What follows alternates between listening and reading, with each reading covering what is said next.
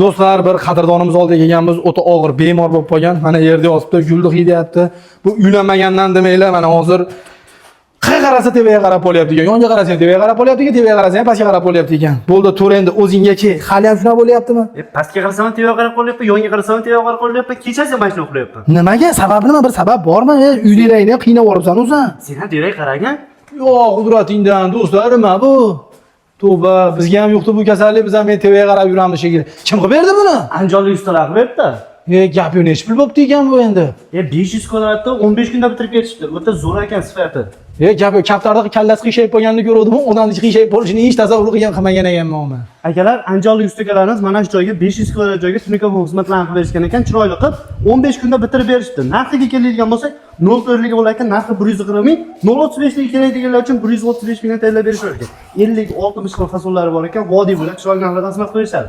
Uyda egasdan hech nima talab qilmaydi. Mana shu narxlar ichiga usta puli, reykasi, samarasi, hamma narsasi ketadi. Va nima bo'ldi? Pishdim mana. Bugun ham akalar bittadan like bosib qo'yasizlar, vodiy bo'lak chiroyli narxlarda xizmat qilishadi. Bizga amal qiluvchi skidkalar ham bor.